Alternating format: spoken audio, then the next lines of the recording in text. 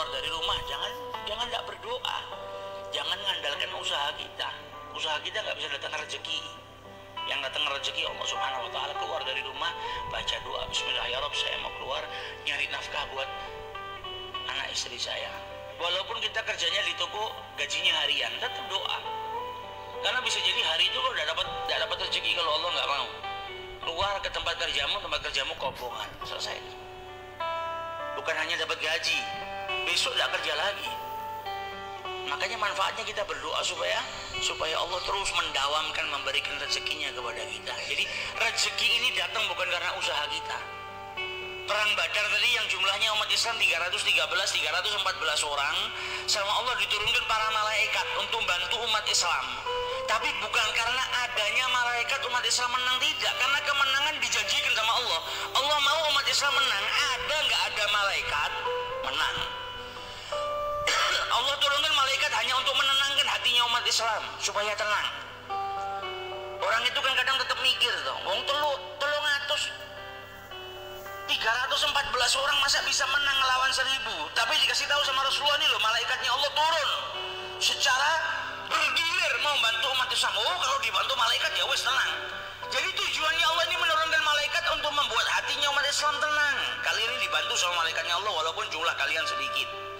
Tapi bukan berarti kemenangan itu karena adanya malaikat, tidak. Karena Allah menghendaki mereka menang.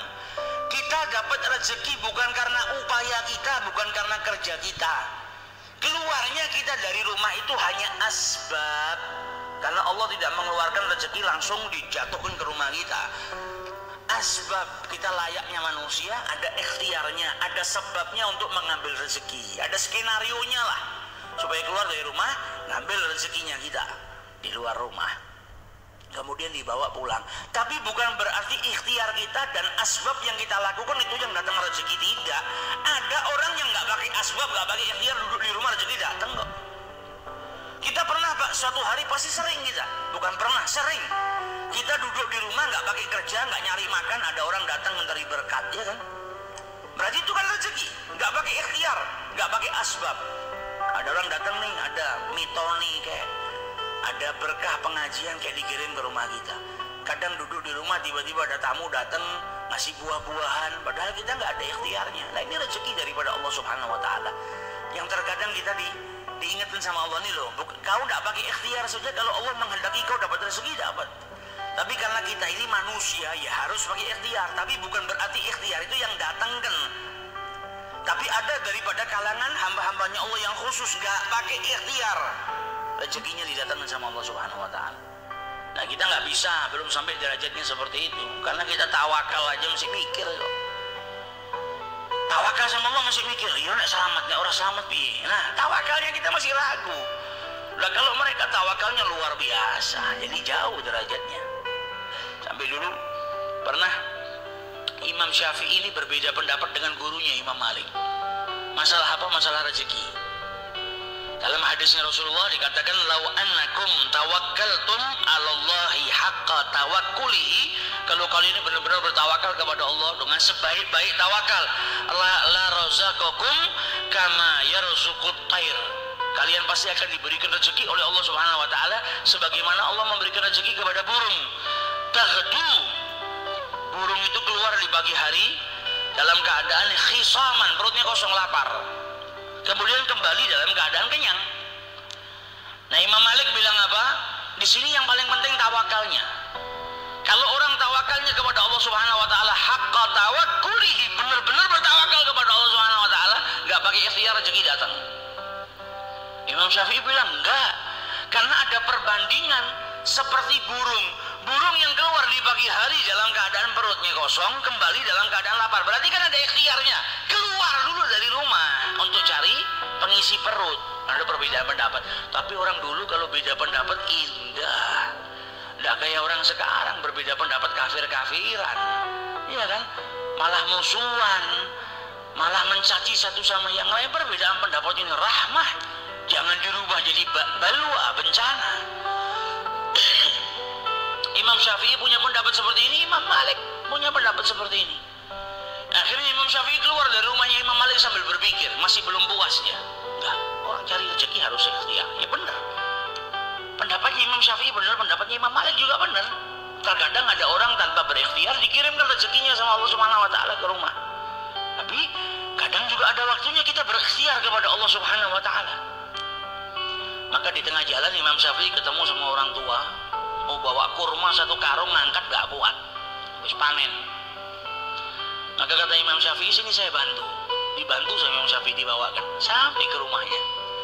Sampai di rumahnya, pemilik kurma tadi, karena sudah bantu, diambilkan kurma, diberikan kepada Imam Syafi'i. Ini kurma buat kau, kau tadi sudah bantu saya.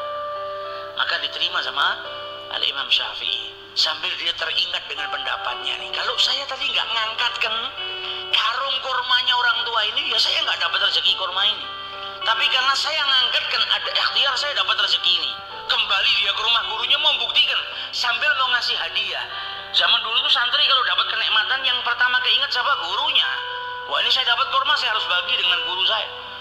Balik ke rumahnya Imam Malik, diberikan setengahnya buat Imam Malik, ini kurma buat engkau, ini kurma buat saya. Saya dapat rezeki dari kita bagi setengah, kata Imam Syafi'i. Kemudian diceritakan, ini tadi kalau saya nggak ngangkatkan, ya saya nggak dapat. Kata Imam Malik apa? Engkau benar, saya juga benar. Saya nggak pakai keluar dari rumah, nggak pakai nguli, nggak pakai ngangkatkan 1 karung, datang sendiri ke rumah saya, kau bawa ke sini. Berarti kan saya benar, nggak pakai tawa, saya nggak pakai ikhtiar dapat kurmanya. Kau juga benar, kau nggak bisa dapatin kurma ini kecuali kau dengan berikhtiar ngangkatkan kurma ini. Nah, ini indah.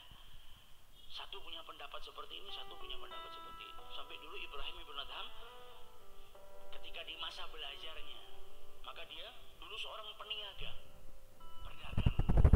Ketika dia berdagang, di tengah-tengah padang pasir dia lihat ada seekor burung yang jatuh. Maka kemudian dia tunggu, ini kira-kira burung yang jatuh nggak bisa terbang lagi, kan dia butuh makan. Kira-kira rezekinya dikirim nggak sama Allah? Kalau sampai rezekinya dikirim sama Allah Subhanahu wa taala, padahal dia sudah nggak bisa terbang, dia di tengah padang pasir seperti ini, tapi tetap mendapatkan rezeki dari Allah. Besok saya berhenti kerja. Buat apa kerja? Kalau memang rezeki itu dihantarkan. Tapi kalau dia mati, ya sudah, saya kerja terus. Kata Ibrahim bin Adham. Ternyata nggak lama dia duduk, dia liatin burung tadi, ada burung datang bawa makanan di mulutnya. Kemudian diberikan kepada burung yang cacat tadi, yang jatuh tadi. Maka dia ngeliat, ya Allah, walaupun dalam keadaan seperti ini Allah tetap mengirimkan rezekinya. Pulang ke rumah, dagangannya taruh gudang, dia tidak mau kerja lagi. Maka apa yang dia lakukan ini terdengar oleh Asyibli, orang soleh di zaman Ibrahim bin Adham, walinya Allah. Dengar kalau Ibrahim bin Adham nggak mau kerja, gara-gara ngelihat burung yang jatuh, dikasih makan sama burung yang lain, diantarkan, nggak perlu kerja. Maka didatangi sama Asyibli, ya Ibrahim, saya dengar Anda sekarang nggak mau kerja karena kejadian yang Anda lihat dia benar. Jangan, tetap kerja, ikhtiar. Loh, saya nggak perlu ikhtiar, burung tadi saja sudah nggak bisa terbang aja masih dikasih rezekinya sama Allah Ta'ala. Buat apa saya harus berikhtiar? Toh nanti Allah juga mengirimkan rezekinya ke saya. Kata Asyibli, ya Ibrahim, kenapa engkau malah memilih burung yang lemah, nggak bisa terbang, dan hanya menunggu rezeki yang datang dari burung yang dimasukkan ke dalam mulutnya? Jadilah engkau burung yang kuat, yang datang bawa makanan, memberikan kepada burung-burung yang lemah tadi yang tidak bisa terbang. Jangan milih yang lemah, milih burung yang kuat. Jadilah engkau saudagar yang kaya, yang bisa membantu saudara-saudaramu yang lemah. Nah, ini yang diajarkan oleh Asyibli. Jadi ya yang seperti itu memang ada, tapi jangan kita milih yang lemah. Jangan milih jadi burung yang patah sayapnya nunggu makanan dari orang, tapi jadilah burung yang bisa terbang kemana-mana mencari rezeki, dan kau berikan kepada saudara-saudaramu yang tidak mampu. Nah, ini yang dia mau. Lebih baik kita menjadi burung yang kuat tadi, bisa membantu saudara-saudara kita, daripada menjadi burung yang lemah. Jadi tawakal dan juga ikhtiar. Nah, kalau para wali-walinya Allah, kita nggak sampai derajat ke sana. Pikir stino status toh mau nggak keluar rumah rezeki datang, nggak ada. Yang nggak datang akhirnya omelan istri kita. Jadi lanang nang omah tok ora tau metu. Akhirnya sarapan kita omelan, makan siang kita omelan. Kayak orang yang dulu datang ke kiai ngeluh, Kiai, saya tahu tuh Islam itu khutbah Jumat itu kan seminggu sekali. Lah kok istri saya tiap pagi sampai malam khutbah terus, nggak pernah berhenti. Lah kuwi salahmu. Lah kamu yang nggak didik istrimu, kamu yang nggak nyarikan nafkah, ya akhirnya mulai dari pagi sampai malam khutbah Jumat istrimu. Nah, kalau kita nggak ikhtiar, yang ada gitu, sarapan kita diomeli bojo, makan siang kita diomeli bojo. Jadi